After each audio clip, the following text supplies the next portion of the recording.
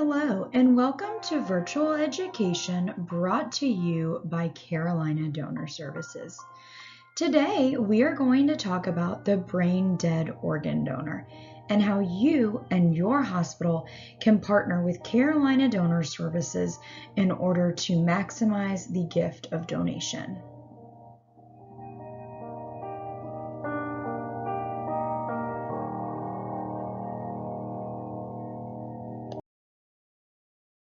By the end of this presentation, it is our goal that the listeners will be able to define brain death and understand how and where to find their hospital's policy on brain death declaration.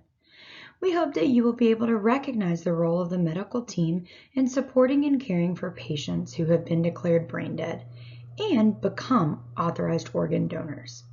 And lastly, we want to touch on organ placement and organ recovery to give you an idea of the entire donation process. And as always, we want to remind you that it is Carolina Donor Services' mission to save and impact lives through organ and tissue donation. And we cannot do this without you. We will now discuss brain death. As you can see on this slide, there are two images. The image on the left is of a healthy brain, while the image on the right is of a brain dead patient. Brain death is the irreversible loss of all brainstem reflexes to include cough, gag, pupils, corneals, response to pain, and breathing, much of what our brain does without telling us to do it. Brain death is a legal declaration of death and cannot be overridden by families. It can be very confusing because patients still look alive.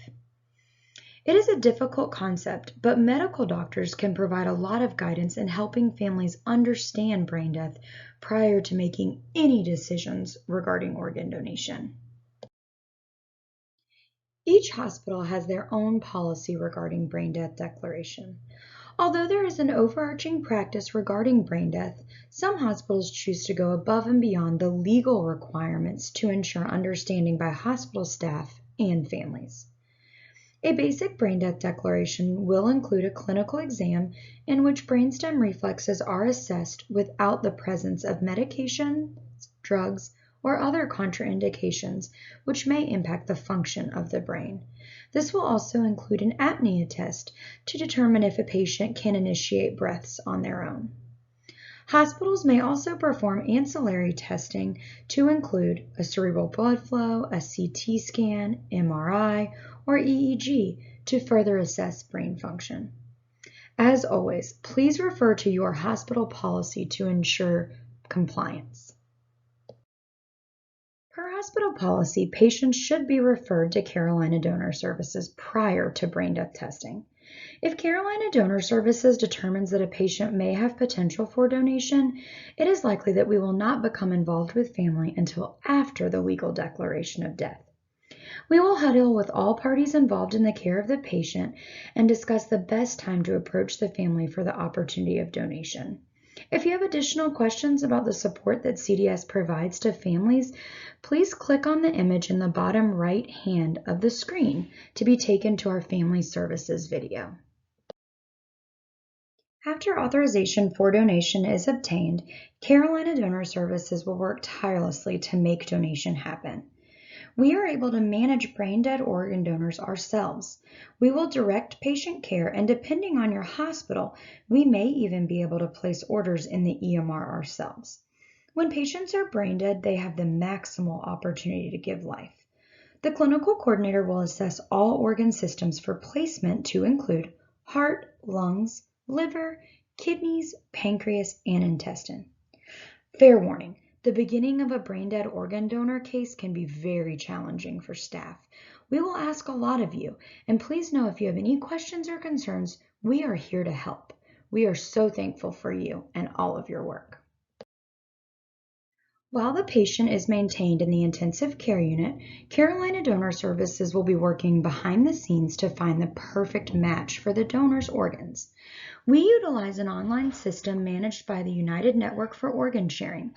This system allows us to generate matches based on donor information and offer organs to surgeons and their patients. Surgeons and patients have the ability to accept or decline organs based on medical and personal decisions. Once the patient's organs have been placed and the surgeons have been secured for recovery, Carolina Donor Services will move into organ recovery mode. We will have been in communication with the operating room since authorization regarding timing and notified the operating room staff of our needs. Our surgical recovery coordinators will work with the operating room to ensure that everyone is on the same page regarding the process. Once this is all in place, the donor will move to the operating room to begin the recovery process. We get a lot of questions about the process in the operating room. Organ recovery looks just like any other surgery in which the chest cavity is opened. The donor will go to the operating room on the ventilator, and the machines will be turned off once the organs are ready to be removed from the body. After the surgery is complete, the patient will be stitched up and transported to the morgue for release to the funeral home or prepared for tissue and eye recovery. Our clinical coordinators may ask for your email address during the case. Your email address is shared with your hospital development specialist so they can share outcome information with you regarding the lives that your donor patient was able to save. Please keep a lookout for the email, as staff verbalize they find it very helpful in closing the loop after an organ donor case. As we wrap up this presentation, please take note of our 24/7 referral line, as well as our emergency backup line, just in case. Don't forget about our Hospital and Family Resources website and our General Information website. All of these websites will provide some information that may be very helpful for you and your team.